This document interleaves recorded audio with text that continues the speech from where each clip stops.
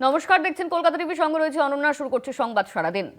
বাড়ছে শহরের তাপমাত্রা। কলকাতার সর্বনিম্ন তাপমাত্রা বেড়ে 15.2 ডিগ্রি সেলসিয়াস। কলকাতার সর্বোচ্চ তাপমাত্রা বেড়ে 23.4 ডিগ্রি সেলসিয়াস। ক্রমশ পারদ ঊর্ধ্বমুখী জেলাতেও উত্তরবঙ্গে আগামী কয়েকদিনে বৃষ্টির পূর্বাভাস দেওয়া হয়েছে। আমাদের সঙ্গে ফোন লাইনে রয়েছেন আমাদের প্রতিনিধি শাশ্বতী রায়। শাশ্বতী, উত্তরবঙ্গে বৃষ্টির কথা বলা হচ্ছে, শীত কি বাড়তে পারে? কি পূর্বাভাস হাওয়া অফিসের?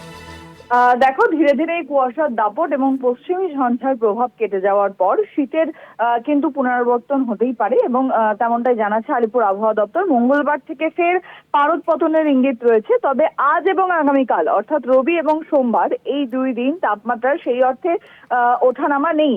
যেমনটা আজকে দেখা গেল, শহরের তাপমাত্রা বেড়ে দাঁড়ালো প্রায় 15.2 ডিগ্রি এবং যা স্বাভাবিকের থেকে বেশি। এবং এর সঙ্গে সঙ্গে দক্ষিণবঙ্গের সমস্ত জেলাতেই তাপমাত্রার যে পারদ তা কিন্তু ঊর্ধ্বমুখী হয়েছে।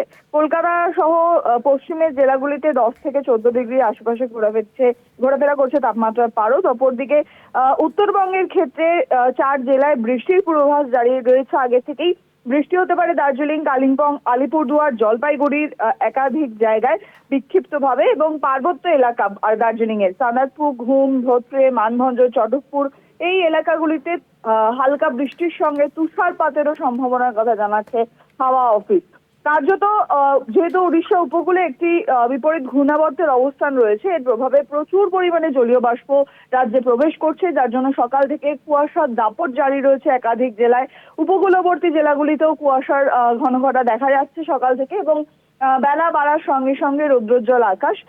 বা যে কনকনে শীত জারি ছিল, সেই শীত কিন্তু কিছুটা হলেও ক্ষণিক বিরতি নিল, এবং আগামী সপ্তাহে ফের এই জাঁকিয়ে শীতের ইঙ্গিত দিচ্ছে হাওয়া অফিস। অনন্যা, ধন্যবাদ তোমায় শাশ্বতী। আমাদের সঙ্গে ফোন লাইনে ছিলেন আমাদের প্রতিনিধি শাশ্বতী রায়।